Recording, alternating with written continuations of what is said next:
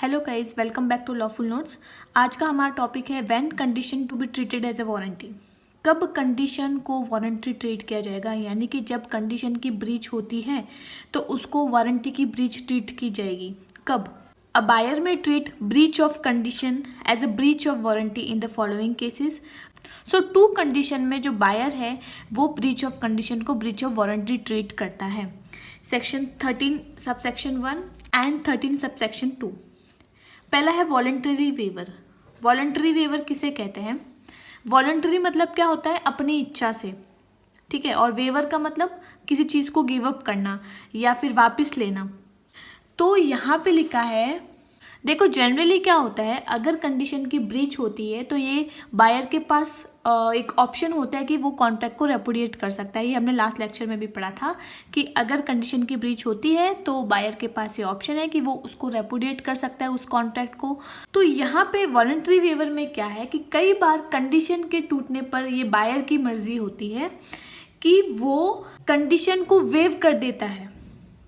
Wave कर देता है यानी कि वो ऐसे बोलता है कि चलो कोई बात नहीं, मैं इस गुड को एक्सेप्ट करता हूँ, या तो वो सारे गुड्स को एक्सेप्ट कर देगा और कंडीशन को ट्रीट करेगा as a breach of warranty और डैमेजेस क्लेम कर देगा।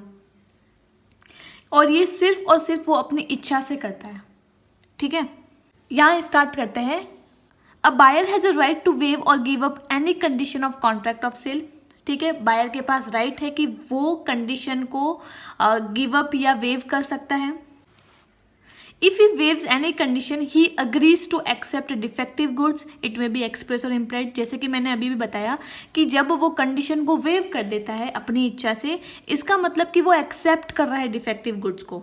वो कह देता है कि चलो कोई बात नहीं, मैं इन गुड्स को रख देता हूँ और ट्रीट करेगा breach of condition as a breach of warranty, ठीक है।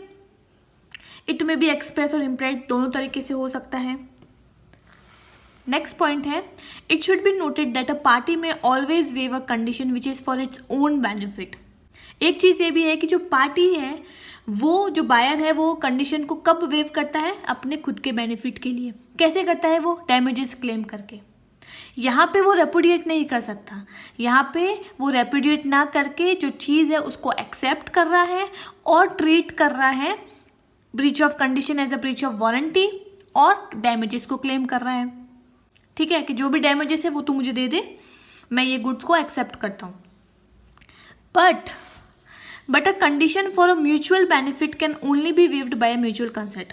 अगर कंडीशन जो है म्यूचुअल बेनिफिट की थी, ठीक है, तो वो जो है वो कंडीशन कैसे वेव्ड होगी? म्यूचुअल कंसेंट से। म्यूचुअल यानी कि दो इंसान है, फॉर एग्जाम्पल 2 या 2 से ज़्यादा लोग हैं इसमें इन्वॉल्व, और उनके बेनिफिट के लिए कुछ कंडीशन थी, म्यूचुअल बेनिफिट के लिए कुछ कंडीशन थी, और फिर उस कंडीशन को कब वेव किया जाएगा? उन सभी के म्यूचुअल कंसेंट से, ठीक है।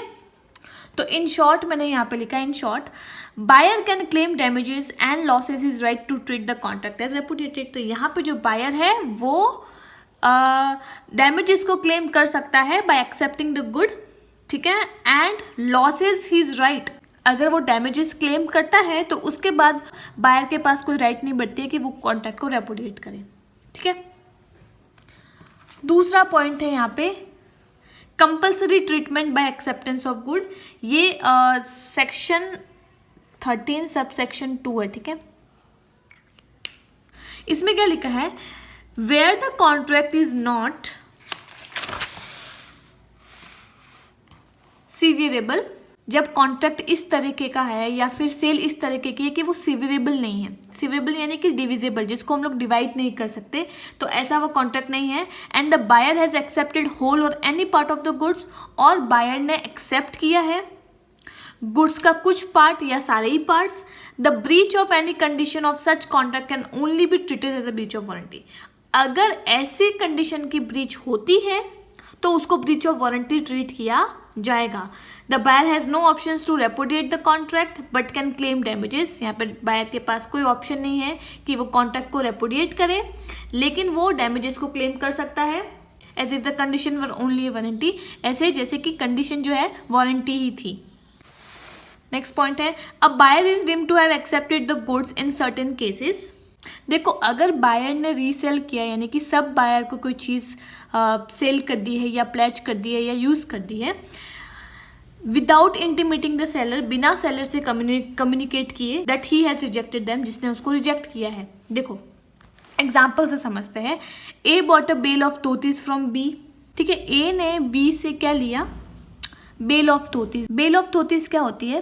कॉस्ट्यूम होता है राजस्थान का। धोतीज बेसिकली कॉस्ट्यूम होती है राजस्थान की जो मेन वेयर करते हैं। तो ए ने बी से ये खरीदा एंड रीसोल्ड टू सी। ए ने बी से खरीद लिया और वो सेम चीज सी को ट्रांसफर कर दी। ठीक है, सी को बेच दी। C found the bale infested with white ants. C को पता चला कि जो उसने चीज मेरे को दी है उसमें वाइट एंड्स है, इसी कारण से उसने वापस ए को रिटर्न कर दिया कि मेरे को ये नहीं चाहिए। Held A had deem to have accepted the goods. यहाँ पे ए को गुड्स को एक्सेप्ट करना पड़ेगा। He can not repudiate the contract. यहाँ पे वो कॉन्ट्रैक्ट को रेपुडिएट नहीं कर सकता, but could claim only damages, लेकिन सिर्फ डैमेजेस को क्लेम कर सकता है। आई होप आपको समझ में आ गया होगा। अगर आपको इन लेक्चर्स के नोट्स चाहिए तो टेलीग्राम लिंक डिस्क्रिप्शन बॉक्स में अवेलेबल है, वहाँ ज्वाइन करके आप नोट्स को ले सकते हो। और do not forget to like, share and subscribe. See you in the next video. Bye.